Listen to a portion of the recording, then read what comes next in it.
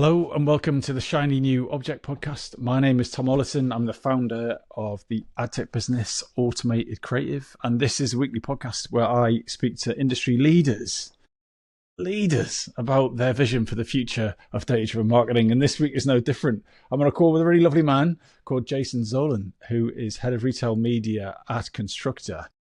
Jason, we spoke a couple of months ago, and finally we've managed to make this podcast happen. So I'm excited about this, but not everyone knows you as intimately as I do after a 15-minute call. So could you give the audience a bit of background on who you are and what you do?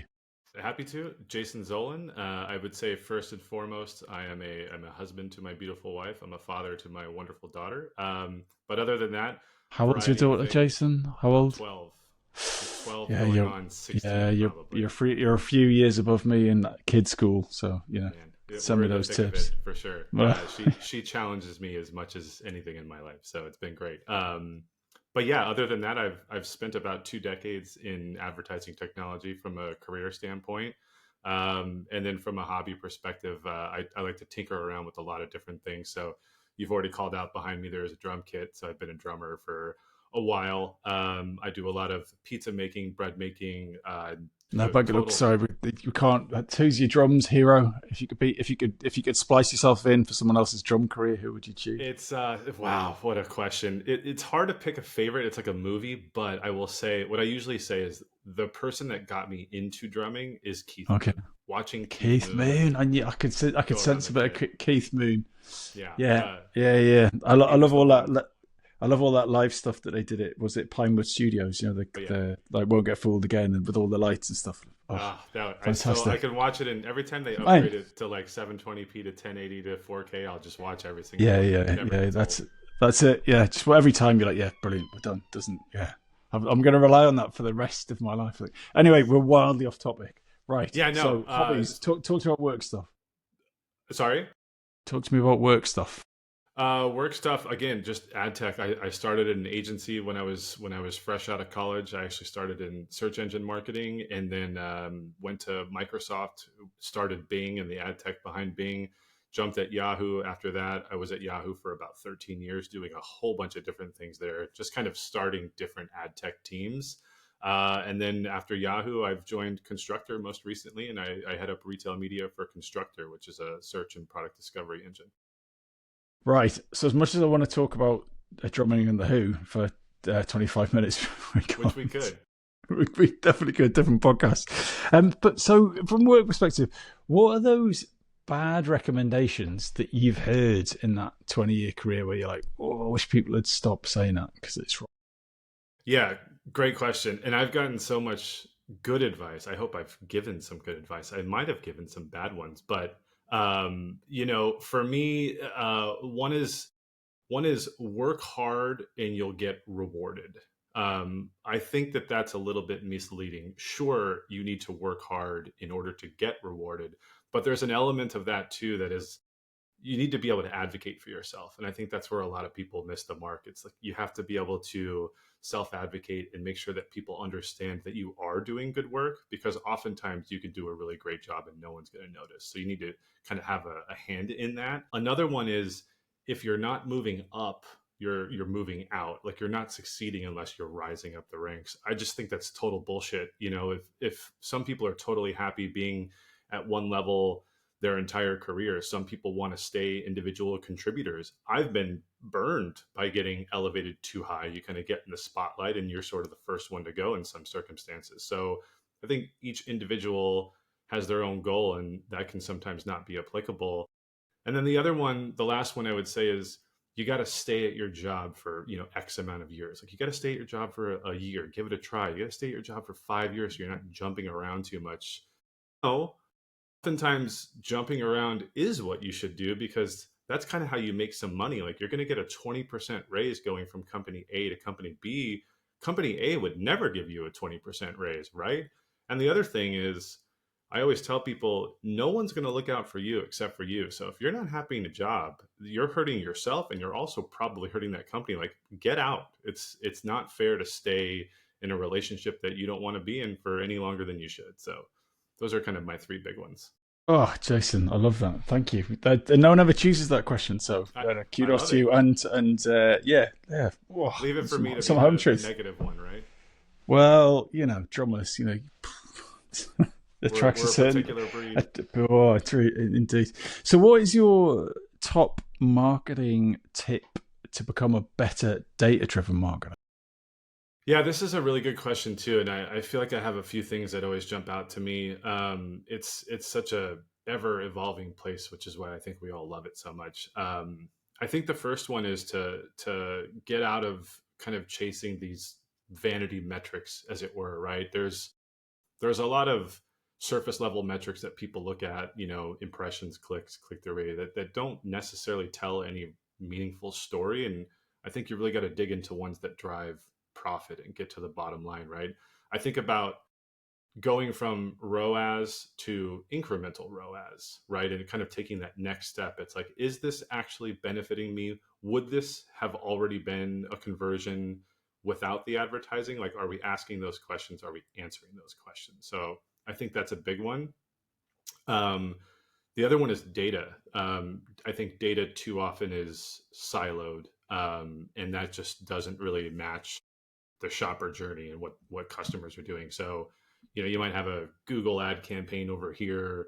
You might have an email marketing campaign over here, and you're kind of evaluating them in silos. And like I said, the shopper is not taking their journey in that way. So you kind of have to find the seams within your systems to kind of overlap. If you have a retail media network that you're running, you should be taking the data from that network and combining it with the e-commerce data and kind of seeing how the two match up. Is putting an ad on your page causing a problem with your organic sales? Or I don't know. Are you asking that question? If not, you probably should. And then the last thing, again, I guess I go back to my negativity, right? Is every signal is valuable. Like, sure, an increase in conversions that you can prove came from a marketing effort is great, but equally as great are some of the negative signals that you might receive. So those are just as important to listen to. And at Constructor, we kind of call this reinforcement learning. And that is, if a shopper sees an ad, clicks on it, comes to the site, and then immediately bails, and you have a high bounce rate, it's really important to understand why they left the site, and the model that you're using should be learning from that. So I think it's really important not only to kind of take all of the positive data points that you're getting, but also look at the negative ones and kind of say, okay, then why is this happening, and how can we make sure that we're fixing that problem so that it adds to the long-term customer value, as it were. So we're going to talk now about your shiny new object, which is it's a we've had some weird ones, but this is one of my favorite ones we've had, I think, in recent years. Retail media and e-commerce sharing an AI brain. So I can sort of see all those pieces in my head. But what do you mean? Why is that your shiny new object? What is it? And why do you want to talk about that on a podcast? The reason I chose that is because I think it's incredibly unique, and to kind of give you a sense of the sort of magnitude of that, or the impact from a personal perspective. When I left Yahoo, my first inclination was to go out and try to do the same thing that I was doing at Yahoo. What DSP can I go to continue my career in doing the same things I was doing in programmatic? And I kind of quickly realized, through looking at some other sites that were very like massive industry pivots, think like Stripe. Like I didn't know anything about FinServe, but it was fascinating to me. And I kind of came to the realization that I don't want to work in ad tech anymore. I'm done. I definitely don't want to work at a DSP. Like, it's been 20 years. That part of my life is over. I am out. So I actually reached out to Constructor, cold reached out to the CRO about a very different role that was not the role I'm in now.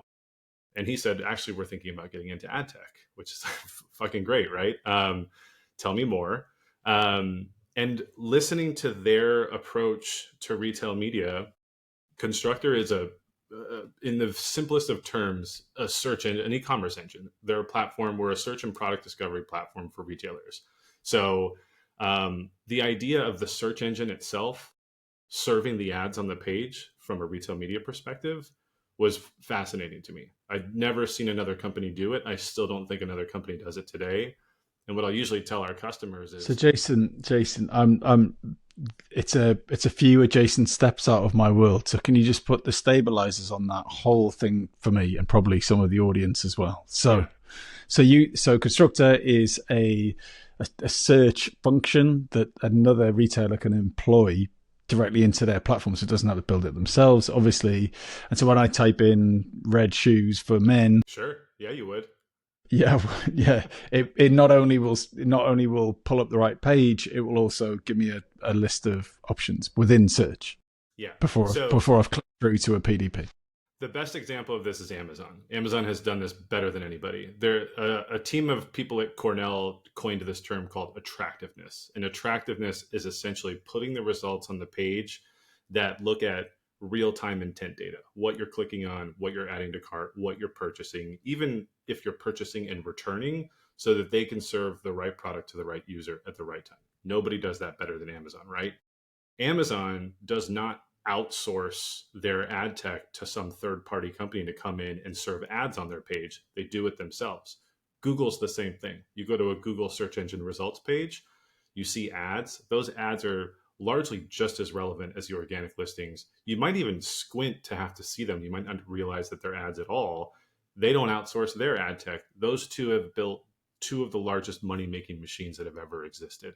That's how I think about retail media when it comes to Constructor. We're a retailer search engine. Who better to serve the ads than us so that we can make sure that we're holding the paid media to the same relevancy standard as the organic listings on the page, which is something we do better than anybody, right? So that whole idea in my head, it was like, oh shit, nobody else is doing this. This is a great story to tell. And it was enough to kind of pull me back in, as it were, into ad tech. And so, and I'm still a bit woolly on retail media and e-commerce sharing the AI brain. So is the AI brain Constructor? Is Yes. that right? Or Okay, insert e-commerce platform here, right? right. So help me understand that from a brand's perspective. So if there's a brand here or a retailer, sorry, that aren't a client of yours, and they're like, "So how does it work?" Walk through what a user journey would be in a way that the retailer and the brand could understand. Yeah, so say you're Sephora, and let's go way back to you haven't even implemented Constructor yet. So our founder looked at something like Netflix or Amazon. You go to Netflix, you look at a show, you watch a show. All of a sudden, the feed and the algorithm that you're getting after that show is full of recommendations that are brilliant in terms of you might also like this show, or on Amazon, you've purchased these products. We're going to put another product in front of you that is just like that, that is right for you. When you go to some other retailer brands that aren't those massive companies with thousands of engineers, that experience falls on its face. You see a lot of instances where you'll search for dog food, but you're getting an ad for a dog toy or even an organic listing for one. The relevancy isn't matching up. So you start putting AI models on top of it, reasoning models to learn about that. And all of a sudden, your organic listings get far more relevant. So as a retailer, your Sephora, now you've implemented Constructor on your site. All of the results that come from a user's query or a browse page that they go to are all massively relevant to you. They're attractive, so to speak, going back to what I said earlier. Right. So your point is, I'm not paying myself as a digital expert here at all, am I? But anyway, there you go. So always learning. You go to Google. They've got their own version. Amazon got their own version. Netflix probably got their own version. But you're talking to the Sephora or the someone with only 50 SKUs or 1,000 SKUs or something like that. Then it's They could like have a million, but they don't a have a million. thousand engineers. So Right. Sephora has now fixed their organic listings, all of the search and product discovery that's happening. And they're now going to some retail media network who doesn't communicate or share any brain with their search engine. And they're just bolting ads on top. The result of that is going to be a number of different things, not least of which is the ads aren't going to be very relevant a lot of the times. Or maybe you go to Sephora and you do a search for moisturizer, and then you do a sort from price low to high, and all of a sudden the ad comes in and it doesn't follow that sorting rule. It's because the ad tech company doesn't understand that there's a sort happening because they're not your e-commerce platform. So for the two of those systems to then share a brain is where it all the magic sort of unlocks, right? So where I'm not getting this, and this is me, not you, and in full transparency. So I can understand on Sephora.com, someone types in red lipstick. Let's go with that. Then it's going to pull in red lipstick and then very red lipstick and not particularly red, whatever. Like not being a big purchaser of lipstick, sorry. So I can understand that the organic results on Sephora.com are better because of your AI brain, but Yes. then I don't understand the retail bit of it. So do you mean a retailer like a uh, I don't know, like an American retail shop, like a not Best Buy for lipstick, but sorry, once again, live in the UK, so I'm struggling here. But like, I don't know, Macy's.com or something, help me out. So how is that what you mean? That the organic search results show up there as well? No. So let's Right. go to Oh, let's go to Petco. I'm gonna sack myself, I think, You're at the end of familiar with this. Petco? No, but is that an animal? Let's do Costco. Are you familiar with Costco. Costco? Yeah, yeah. Okay. We Okay. don't power Costco, but let's I assume don't for a know. second This that we time did. next year. Let's assume that we did. So all of the organic results on Costco are incredibly relevant and attractive because Constructor powers them. Constructor then goes to a third party retail media network to implement ads on their site so that when Coca Cola wants to put an ad on Costco to make sure people buy Coca Cola, they run it through this third party retail media network. When you have a third party who is not sharing a brain with the e-commerce platform that you're using on the organic side, the ads are going to be less relevant. They're not going to follow sorting rules. They're not Got going it. to apply filtering rules. When the system is the same, or at least communicating, like let's say Constructor does an integration with that third party retail Mm, media network, or you use constructors, then all of a sudden, when Coca Cola and insert other brand here are advertising on the site, their ads are going to be shown in a way that is more relevant to the user, doesn't damage the shopping experience, is dynamic. It's not always the same slots on the page every time an ad loads. It's dynamic to the user because what I'm looking for at 8 a.m. on a Monday might be very different from what I'm looking for at 4 p.m. on a Monday. And hope so so. the organic ads are good, or the organic listings are also going to shift, but now the ads are because the two systems are sharing a brain. So you're saying that your business is a bit like a click track for musicians. Look at you. Everyone Just knows where the keeping us one all on is. time the whole time. That's Yes. it. Otherwise we're like, You you know, wouldn't want to implement a third party click track to come in and try to bolt on timing. You got to make sure everyone's tight and in the pocket. everyone's got the same click, right? Yeah, I'm going to From use the this. for e-com to the retail. Well, I mean, it's pretty niche, isn't it? It's only gonna speak to the musicians out there. For anyone who's not a musician, a click track is like it's metronome, right? And everyone hears It's the same exactly what beat, it right? is. And so it tells you where the notes should fall, but it And doesn't I tell you how don't the know notes. that, But it doesn't tell you how they should feel, though. no, I've and I always don't know always that always Keith think that. Moon ever used one, or if it would No, have he mattered did. if he Of did. course, he did. I mean, The very video we were talking about. He's got his head sellotaped to his head yes, he does. because and they had the analog whatever on won't get The fooled little again. And synthesizer. He probably yeah, did, a couple horse tranquilizers before that and downed like a fifth of gin, and so it wouldn't even have mattered. And that's what about the I mean, everyone's got to have a healthy diet. Well, look, Jason, unfortunately, we're at the end of the podcast, and I love this in the podcast where I learn something and my brain starts going. So you've really stretched me, and you give me a sort of really interesting perspective on my own business, automated creative. And I'm thinking, right, well, what are those areas where we've got the data where it would be fantastic if that was directly plugged into some other data over here? And quite often we sort of focus on our specialism, whereas actually specialism plus something else can what we sat on that someone else really needs is the question, yeah. and vice versa. And I Well, and this think is that's such a fun space because it's retail media has just been exploding for the last few years, so it's actually refreshing to kind of understand. Maybe I should be talking about it in a different way, especially for those who are just now trying to stand up. Like we come across a variety of customers. They're either just now starting it or they're very established or somewhere in between. So sometimes you got to talk about it in a more simplified way. So I appreciate that. Yes, well, thanks for dumbing it down for me, Jason. I No, appreciate no. that. But I'm now going to wow people with my retail media and e-commerce sharing a brain chat at work tomorrow. Might get some funny looks. Jason, if someone wants to get in touch with you, where is a good place to do that, and what makes a message that you'll respond to? I would say LinkedIn is probably the best spot. What makes a message that I respond to? It goes back to attractiveness and relevancy. Hit me with something that I'm looking for at that point at that time. Keep it brief, please. But I Well, no, will. I like the guys who are lengthy because if they've got a chunk of time right now, you're gone.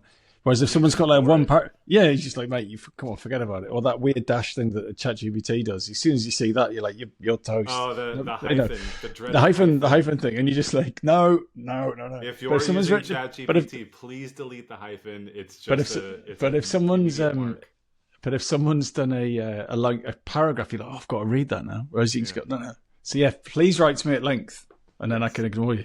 Yeah, I will say though, after being out of work for a little while, and the overwhelming number of people who responded to me on LinkedIn, including my now boss who did not know me before, make those LinkedIn posts. Reach out to people. You'll be really surprised who reaches back out. So I've been a lot better about answering a cold kind of message from someone on LinkedIn because I know how hard it is. I don't think it takes very much effort to say no thanks, but good luck. It's like I don't want your thing. It's not the right time or whatever. I get rejected all of the time. But if someone just goes, Tom, no, I'm sorry, it's not going to work. Give me a call in a year or something. Yeah. Cool, Reject me before you ghost me. That's respectful. Yeah, but I generally think people remember this stuff. Do you know what I mean? Yeah, I do. Do you know what I mean? And 10 years hence, you never know who you're going to be begging for a job, or vice versa. Yeah. Everything in your path leaves a mark. Again, I really enjoyed that. Thanks for the schooling. Of course. Hopefully we'll speak very soon. Yeah. Thanks, Tom. Appreciate it. Take care, mate.